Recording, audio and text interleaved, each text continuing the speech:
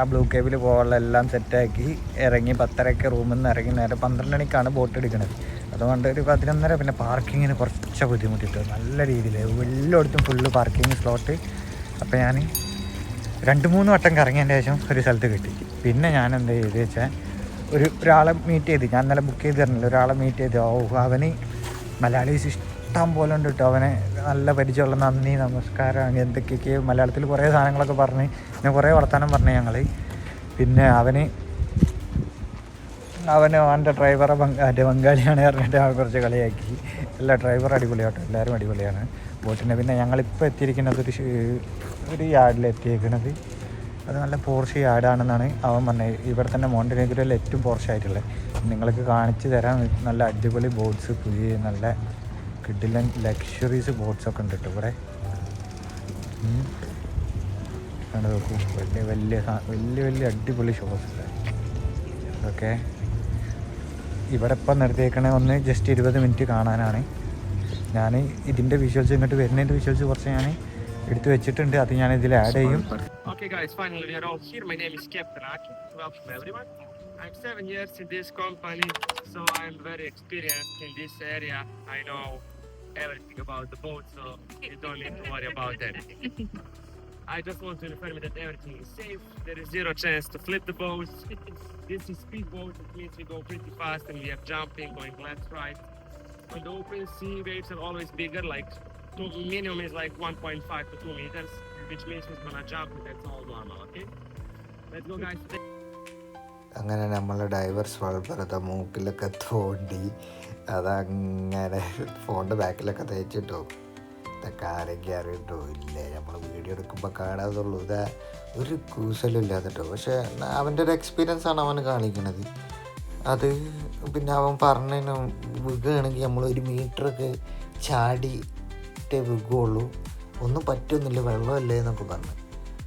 എന്തായാലും ലൈഫ് ജാക്കറ്റൊന്നും ആരെടുത്തും ഇട്ടില്ല. പിന്നെ അത് അവൻ്റെ ഒരു എക്സ്പീരിയൻസ് ആണ്, അവനറിയാം അത് വണ്ടി അറിയില്ല എന്നൊക്കെയുള്ള കാര്യങ്ങൾ.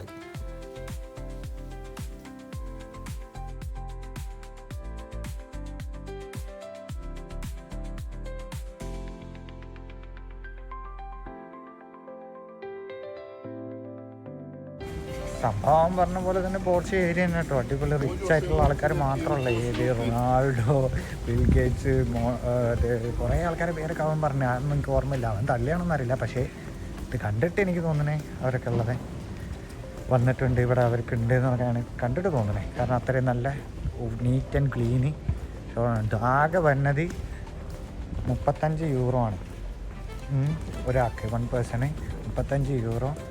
അതായത് പൗണ്ട് വരുമ്പോൾ ഏകദേശം ഒരു 33 സംതിങ് ഒക്കെ വരും.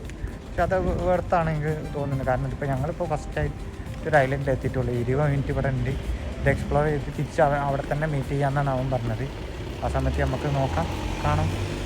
പിന്നെ 2-3 സ്പോട്ട് വേറെ ഉണ്ട്, അപ്പം നമുക്ക് നോക്കാം. ഇവിടുത്തെ ഇത് കഴിഞ്ഞു നേരെ പോവുകയാണ്. കാരണം അവൻ്റെ അടുത്ത് അവൻ വന്നിട്ടുണ്ട്. ഇനിയിപ്പോൾ അവൻ്റെ അടുത്ത് പോയി നമുക്ക് കാണാം. ബോട്ട് കൊണ്ട് എത്തിയിട്ടുണ്ട് ഗൈസ്. അപ്പോൾ ആ ബോട്ടിലേക്ക് കയറാനുള്ള തന്ത്രപ്പാടില്ല. എല്ലാവരും വീഡിയോ സബ്സ്ക്രൈബ് ചെയ്യുക, കല്ലെടുക്കാൻ നൽകുക. അപ്പോൾ ഗൈസ് ഇനി പോകുന്നത് സബ്മറൈൻ ടണൽ. അതന്നാൽ അവിടെ ജെയിംസ് ബോണ്ടിൻ്റെ 2 ഫിലിം ഷൂട്ട് ചെയ്തിട്ടുണ്ട്. അപ്പോൾ ഓണാക്കിയത് എന്താ, ജെയിംസ് ബോണ്ടിൻ്റെ മ്യൂസിക്കാണ്.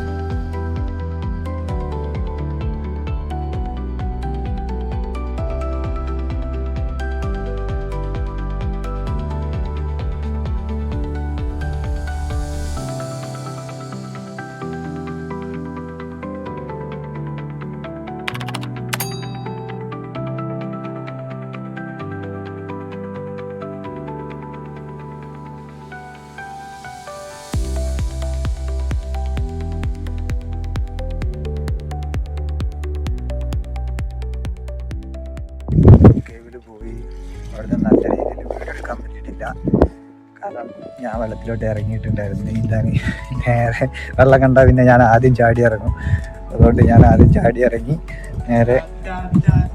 അതുകൊണ്ട് വീഡിയോ ഒന്നും എടുക്കാൻ പറ്റിയിട്ടില്ല, എക്സ്പ്ലെയിൻ ചെയ്യാൻ പറ്റില്ല. പക്ഷേ അതിലേക്ക് പോണ വീഡിയോ എൻ്റെ അടുത്തുണ്ട്. നല്ല അടിപൊളിയാട്ടോ, നല്ല ബ്ലൂ, നല്ലൊരു എക്സ്പീരിയൻസ് ആണ്. അത് നമുക്ക് കാണാൻ പറ്റും. സ്നോർക്കലിങ്ങിൻ്റെ സാധനങ്ങളൊക്കെ ഇട്ട് അടിപൊളിയായിട്ട് നമുക്ക് കാണാൻ പറ്റും.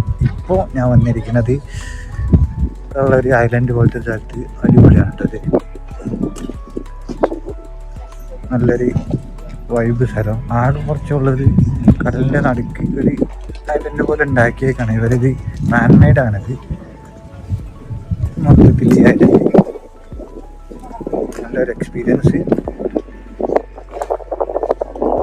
തിരിച്ച് പോണ വഴിയാണ് ഇത്. 3 മണിക്കൂർ ആവാനായി, ഓൾറെഡി ആയി 3 മണിക്കൂർ. ഇവിടുന്ന് 15 മിനിറ്റ് ഉണ്ട് നമ്മൾ വന്നോട്ട് തന്നെ തിരിച്ചു.